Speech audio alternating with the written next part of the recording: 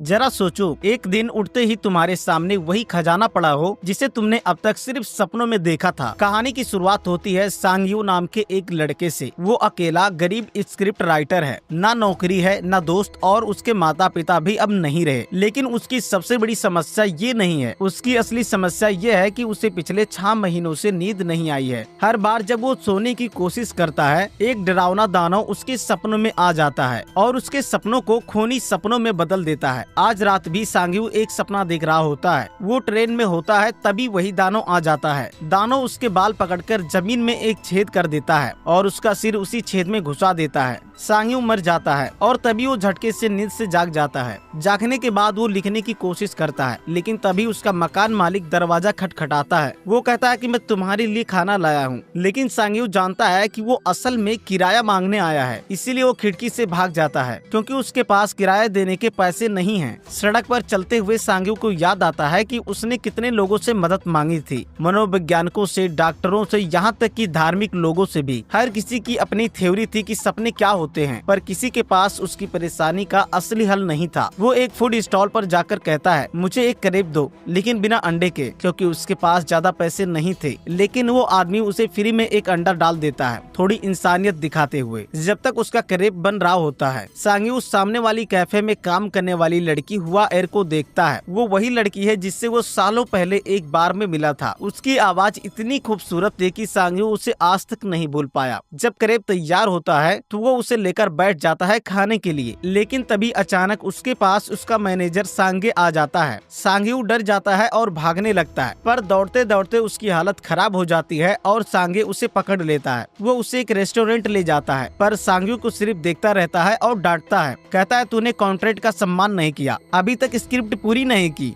सांग यू समझाने की कोशिश करता है कि मुझे नींद नहीं आती, मैं नहीं लिख पा रहा, लेकिन सांगे सुनता नहीं और कहता है, 10 दिन में स्क्रिप्ट चाहिए वरना देख लेना। बाद में जब सांग यू अपने घर लौटता है तो देखता है कि उसका सामान बाहर फेंक दिया गया है। मकान मालिक ने उसे निकाल दिया है। वो एक कैफे में बैठकर लिखने की कोशिश करता है, पर भूख और थकान के कारण उसका सिर झुकने लगता है और वो सो जाता है। जैसे ही उसकी आंख लगती है, वो दानव फिर प्रकट होता है। इस बार वो सांग यू की गर्दन में जंजीर डाल देता है और उसका सिर टेबल पर पटक पटक कर मारने लगता है। एक बार फिर सांग यू भोर होते ही अचानक जाग जाता है, ठीक उसी पल जब उसके सपने वाला वो खुद मर जाता है। लेकिन इस बार जब वो होश में आता है तो देखता है कि उसका लैपटॉप चोरी हो चुका है। अब उसके पास ना नौकरी है ना घर, और लिखने का जरिया भी चला गया। धीरे धीरे उसे लगने लगता है कि वो हकीकत और डरावने सपनों के बीच का फर्क भूल चुका है। निराश होकर वो अपने मैनेजर सांगे को एक संदेश भेजता है, मैं अब और नहीं झेल सकता, मैं अपने माँ बाप से मिलने जा रहा हूँ। मतलब वो खुदकुशी करने वाला है।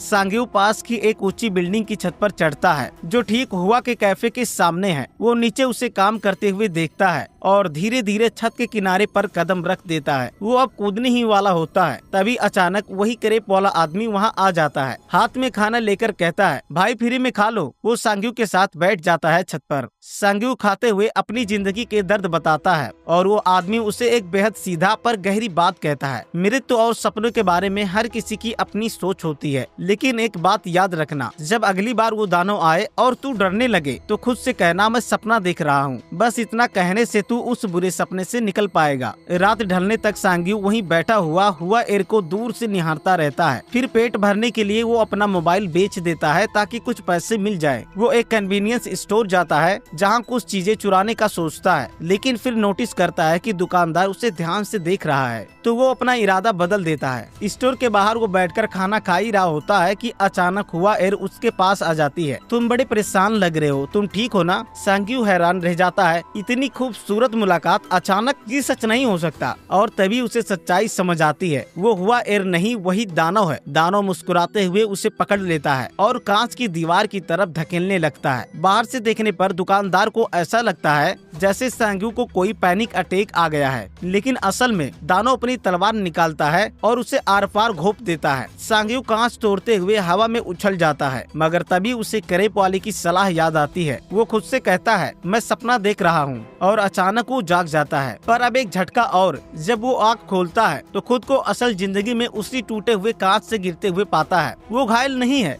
लेकिन उसके हाथ में है दानव की वही तलवार। वो तुरंत वहाँ से भाग जाता है। इससे पहले कि एम्बुलेंस पहुंचे, और पूरी रात पार्क में बैठकर तलवार को देखता रहता है, यह सोचते हुए कि कहीं वो फिर से सपना तो नहीं देख रहा। सुबह होते ही वो उस तलवार को लेकर फ्ली मार्केट पहुंचता है। खरीदारों की आंखों में चमक देखकर उसे समझ आता है कि ये चीज बहुत कीमती है, इसीलिए वो इसे किसी को बेचने के बजाय गिरवी की दुकान में ले जाता है। वहाँ उसे तलवार की असली कीमत मिलती है 20,000 युआन। सांग्यू की किस्मत अचानक बदल जाती है। एक शानदार रेस्टोरेंट में खाना खाने जाता है और एक लग्जरी होटल में रुकता है। जिंदगी में पहली बार उसे लगता है कि अब सब कुछ अच्छा होने वाला है। रात होते ही सांग्यू अपने आलीशान होटल के कमरे में लौटता है। अब वो जान चुका है, हर बार जब वो सपने में मैं सपना देख रहा हूँ कहता है तो जो चीज पकड़ लेता है वो असलियत में आ जाती है। इस बार वो सोने से पहले कुछ स्लीपिंग पिल्स खाता है और इंतजार करता है कि उसका वही पुराना सपना फिर से शुरू हो जाए। सपना शुरू होता है, इस बार भी उसी होटल के कमरे में। सांग्यू कमरे से बाहर निकलकर लॉबी और कॉरिडोर की तरफ बढ़ता है। रास्ते में एक फूलदान उठाता है और जोर से कहता है मैं सपना देख रहा हूँ, पर कुछ नहीं होता। वो थोड़ा और घूमता है, तभी दानो अचानक उसके सामने आ जाता है। दानो के हाथ में एक विशाल सुनहरी कुल्हाड़ी थी और वो गुस्से में सांग्यू पर टूट पड़ता है। वो उसे बार बार मारता है। सांग्यू की हालत बुरी हो जाती है, लेकिन जैसे तैसे वो कुल्हाड़ी पकड़ लेता है और पूरी ताकत से चिल्लाता है मैं सपना देख रहा हूँ, और अगले ही पल वो फिर से जाग जाता है। हैरानी की बात यह है कि उसके हाथ में अब असलियत में वही सुनहरी कुल्हाड़ी है और उसके शरीर पर कोई जख्म नहीं। वो दौड़ता हुआ उसी पॉन शॉप में पहुँचता है और कुल्हाड़ी बेच देता है। काफी बड़ी रकम मिलती है और फिर शुरू होती है नई जिंदगी। वो नए कपड़े खरीदता है, एक महंगी कार लेता है और एक शानदार बार में लड़कियों के साथ पार्टी भी करता है। लेकिन जब वो होटल लौटता है तो किसी को भी अपने कमरे में आने नहीं देता। वो बस उन्हें टैक्सी के पैसे देता है और खुद शांत होकर बिस्तर पर लेट जाता है। आज वो एक नया प्रयोग करने वाला है। सोने से पहले वो एक म्यूजियम की किताबों में कीमती पुरा अवशेषों की तस्वीरें देखता है और फिर स्लीपिंग पिल खाकर सो जाता है। ट्रिक काम करती है, क्योंकि सपना ठीक उसी म्यूजियम में शुरू होता है जैसे उसने तस्वीरों में देखा था। वो चारों तरफ घूमकर एंटीक चीजों को देखता है, हर चीज चमक रही है। फिर वो एक जगह बैठ जाता है दानो का इंतजार करते हुए, और फिर दानो आ ही जाता है, इस बार हाथ में बंदूक लिए हुए। सांग्यू की प्लानिंग फिर से बिगड़ जाती है। वो दौड़ने लगता है, गोलियों से बचता है, लेकिन आखिरकार दानो उसे पकड़ लेता है और गोली मार देता है। वो झटके से जागता है, लेकिन इस बार उसके हाथ खाली हैं। उसके अंदर गुस्सा है, वो अधूरा काम छोड़ना नहीं चाहता, इसीलिए वो फिर एक स्लीपिंग पिल निगलता है और दोबारा सपनों की दुनिया में उतर जाता है। इस बार वो और तेज दौड़ता है, कुछ गोलियों से बचता है, एक शानदार जंप लगाता है और 2 अनमोल एंटीक वस्तुएं पकड़ लेता है। फिर चिल्लाता है मैं सपना देख रहा हूँ, और अगले ही पल वो जाग जाता है। इस बार वो उन कीमती चीजों को प्रोफेशनल एंटीक डीलरों के पास ले जाता है। वो उन्हें देखकर दंग रह जाते हैं, कुछ सवाल पूछते हैं, तुम्हें ये कहाँ से मिली? पर सांग्यू चालाकी से सब टाल देता है, और जब उसे पेमेंट मिलती है तो वो है पूरे 20 लाख युआन। अब वो करोड़पति जैसा महसूस कर रहा है। लेकिन तभी बाहर निकलते वक्त उसके सामने आ जाता है सांगे, जो अब तक सोच रहा था कि सांग्यू मर चुका है। सांग्यू मुस्कुराता है, उसे एक लग्जरी रेस्टोरेंट में ले जाता है, खाना खिलाता है और पुराने पैसे चुका देता है। कहता है अब मैं स्क्रिप्ट नहीं लिखता। सांगे हैरान रह जाता है कि उसका ये दोस्त अचानक इतना अमीर कैसे हो गया। अगले दिन सांग्यू पहली बार हुआ एयर के कैफे में कदम रखता है। वो एक ऑर्डर देता है और मुस्कुराते हुए पूछता है क्या तुम मुझे पहचानती हो? हुआ एयर सिर हिलाकर ना में जवाब देती है। फिर वो पूछता है तुम कैफे बेच क्यों रही हो? वो दुखी होकर कहती है कोई ग्राहक नहीं आता, बस कर्ज ही कर्ज बढ़ता जा रहा है। रात में सांग्यू फिर से सांगे के साथ शराब पीता है। सांगे बार बार पूछता है आखिर क्या राज है तेरी सफलता का? जब सांग्यू नशे में धुत हो जाता है, सांग्यू उसे बिस्तर पर सुलाता है और दिखावे में जाने का नाटक करता है। लेकिन कुछ देर बाद वापस लौटता है और सांग्यू का वॉलेट और चेकबुक देखने लगता है। अचानक वो डर जाता है, क्योंकि सांग्यू जाग चुका है और उसके हाथों में है सोने की जंजीरें। सांगे अब सब समझ चुका है। वो कांपते हुए कहता है भाई मुझे भी साथ ले चल, हम दोनों साथ ये काम करेंगे। सांग्यू कुछ देर सोचता है और फिर एक हल्की मुस्कान उसके चेहरे पर आ जाती है।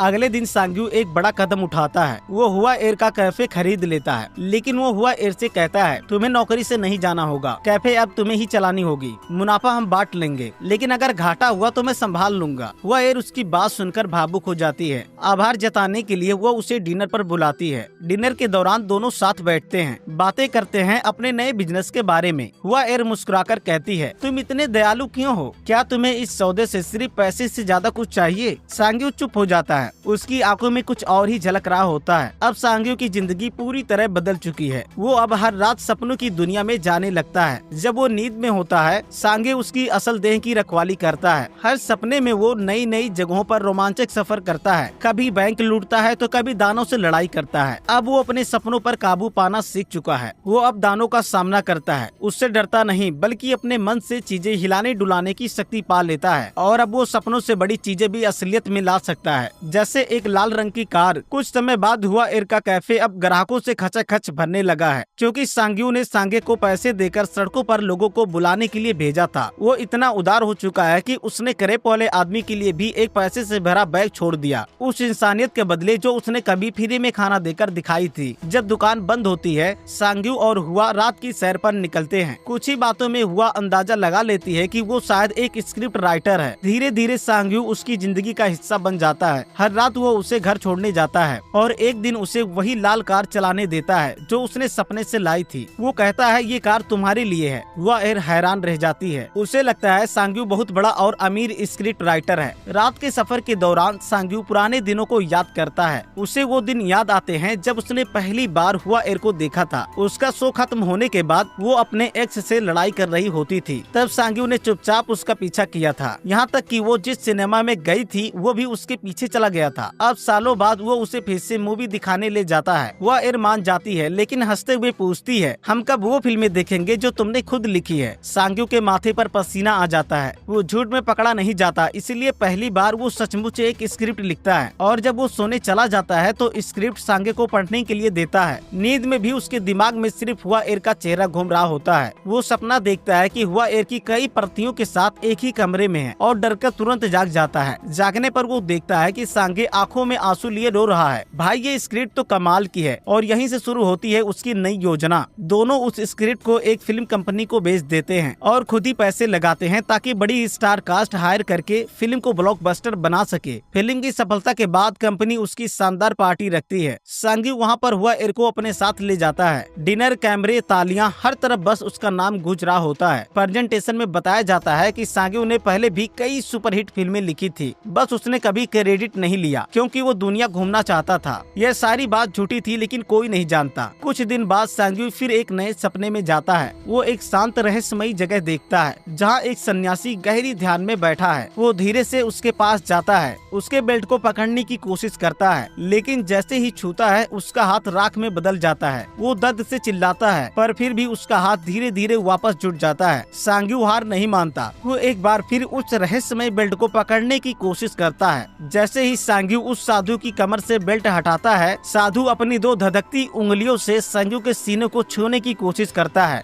लेकिन सांग्यू को इससे कोई खास डर नहीं लगता। इस बार उसका पुराना दुश्मन वो दानव नहीं आता और कुछ ही पलों में वो साधु, उसका खजाना दोनों राख बनकर गायब हो जाते हैं। कुछ रातों बाद सांग्यू हुआ को उसी छत पर ले जाता है जहाँ कभी उसने खुदकुशी करने की कोशिश की थी। वहाँ उसने उसके लिए एक खूबसूरत आतिशबाजी का शो तैयार किया होता है। आसमान रंगों से भर जाता है और हुआ उसकी ओर देखकर पूछती है, कहीं तुम भी एक दिन अचानक गायब तो नहीं हो जाओगे, जैसे अचानक मेरी जिंदगी में आए थे। सांग्यू मुस्कुराते हुए वादा करता है, मैं तुम्हें छोड़कर नहीं जाऊंगा। इसके बाद दोनों हुआ एर के अपार्टमेंट पहुँचते हैं। जब हुआ खुद को तरोताजा करने के लिए बाथरूम में जाती है, सांग्यू आईने के सामने खड़ा होकर अपने इजहार की प्रैक्टिस करता है, लेकिन तभी उसे अपने सीने पर कुछ भारी लगने लगता है। जब वो शर्ट हटाकर देखता है तो उसकी त्वचा पर दो धधकती काली लकीरें उभर चुकी होती हैं, ठीक उसी जगह जहां सपने में साधु ने उसे छुआ था। वो तुरंत अपने होटल लौट आता है। उस समय सांगे कुछ और दोस्तों के साथ पार्टी कर रहा होता है, लेकिन सांग्यू उसे नजरअंदाज करते हुए सीधा बिस्तर पर चला जाता है। सांगे हर रोज की तरह आज भी सोचता है कि वो सांग्यू के सपने से कोई खजाना निकालेगा, लेकिन सांग्यू उसे रोक देता है। आज मैं अकेला सोऊंगा। सपने में वो खुद को एक ऊंची सुनसान इमारत में पाता है। बालकनी पर कोई परछाई खड़ी होती है। जैसे जैसे वो पास जाता है वो पहचानता है वो उसका भविष्य का खुद है, जो धीरे धीरे राख बन रहा है। जब सांग्यू नींद से जागता है, उसके कंधे पर एक नया निशान होता है। समय के साथ उसके शरीर पर और भी निशान उभरने लगते हैं। हर वो निशान जहाँ जहाँ दानों ने उससे पहले सपने में घायल किया था। अगली सुबह सांग्यू जवाब पाने के लिए उसी क्रेप वाले आदमी के पास जाने का फैसला करता है, जिसने कभी उसे जिंदगी का नया नजरिया दिया था। लेकिन जैसे ही वो अपने ठिकाने के पास पहुंचता है, अचानक एक वैन उसके पास आकर रुकती है और नकाबपोश लोग उसे उठा ले जाते हैं। जब उसके सिर से बोरी हटाई जाती है, संग्यू खुद को एक पुराने खंडहर नुमा बिल्डिंग में पाता है। उसके चारों ओर हथियार बंद गुंडों का झुंड खड़ा होता है और उनका लीडर है कियांगे।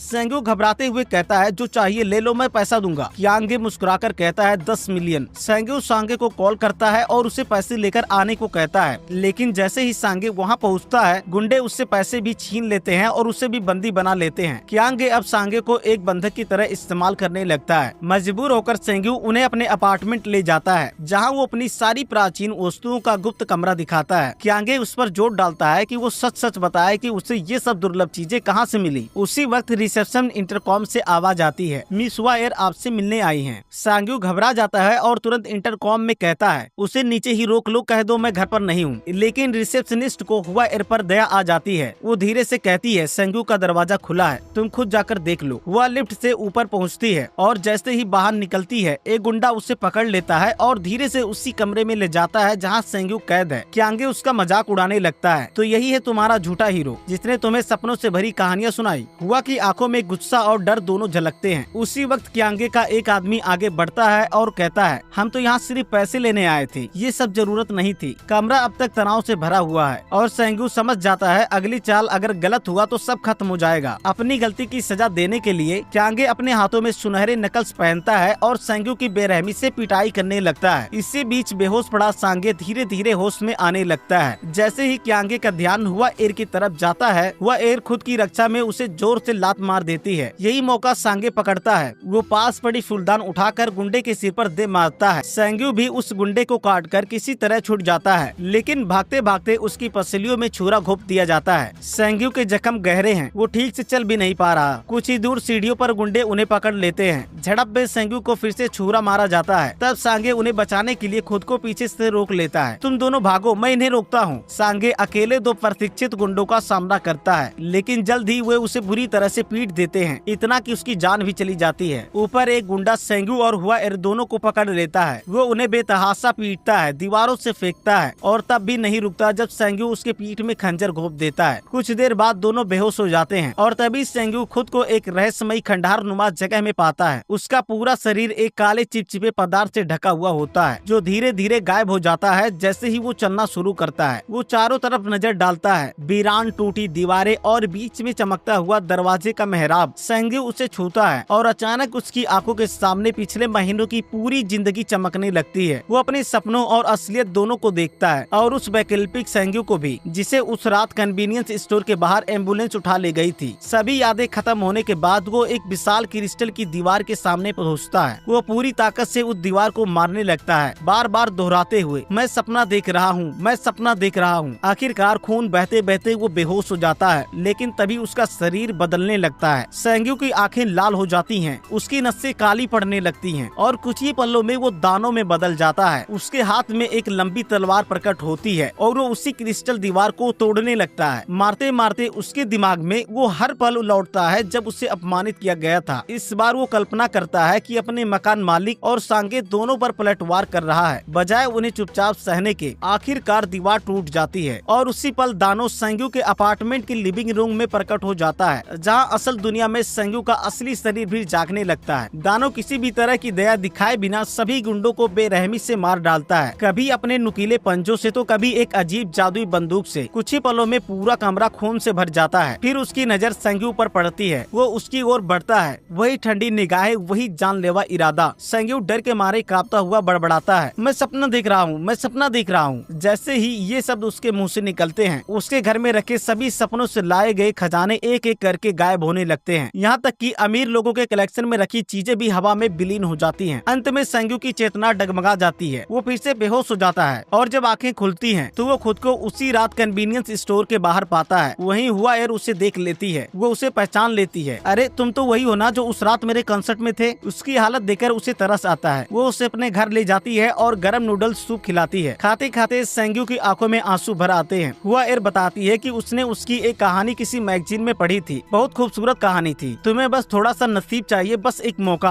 वो मुस्कुराकर कहती है, जब तक वो वक्त नहीं आता मेरे कैफे में काम कर लो। कुछ सच्चा करोगे तो अच्छा लगेगा। ये सुनकर संग्यू टूट जाता है। वो फूट फूट कर रो पड़ता जाता है और तभी खुलता है सच। वह ये जानती थी कि सेंग्यू उसे सालों से दूर से देखता रहा है, फिर भी उसने कभी नफरत नहीं की बल्कि आज दया दिखाई। कुछ समय बाद जब दोनों कैफे में काम कर रहे होते हैं, वह एड सेंग्यू को एक नया लैपटॉप गिफ्ट करती है। अब बहाने नहीं, लिखना शुरू करो। थोड़े दिनों बाद सेंग्यू अपने पुराने मैनेजर सांगे से मिलने जाता है। वह उससे पैसे लौटाना चाहता है और कहता है, मैं ऑर्डर पर स्क्रिप्ट नहीं लिखता, अब बस वही लिखूंगा जो दिल चाहे। सांगे पैसे लेने से इनकार कर देता है, बल्कि उल्टा उसे और पैसे थमा देता है। तेरी पुरानी स्क्रिप्ट मैंने बेच दी भाई, चल आज पार्टी मेरी तरफ से नहीं तेरी तरफ से। दोनों हंसते हैं, जश्न मनाते हैं और सेंग्यू पहली बार सच्ची शांति महसूस करता है। कुछ दिन बाद सेंग्यू क्रेपमैन के पास पहुंचता है। वो मुस्कुराकर ऑर्डर देता है, आज तो कुछ स्पेशल बना देना। क्रेपमैन उसे खाना देते हुए पैसे लौटाता है और धीरे से दिखाता है अपने पेट पर बना पुराना निशान। मेरे पास भी कभी तेरे जैसे सपनों की ताकत थी, लेकिन मैंने सीखा असली सुकून इसी सादा जिंदगी में है। सेंग्यू मुस्कुराकर सुनता है, लेकिन जैसे ही कैमरा पीछे हटता है, उसके पीछे वही खंडहर नुमा सपना जगत उभर आता है और तभी सच्चाई सामने आती है। वो नया दानव जिसने उन गुंडे को मारा था, वो अब से सेंग्यू का पीछा कर रहा है, छाये की तरह हर वक्त हर सपने में। तो यहीं पर यह दमदार कहानी खत्म हो जाती है।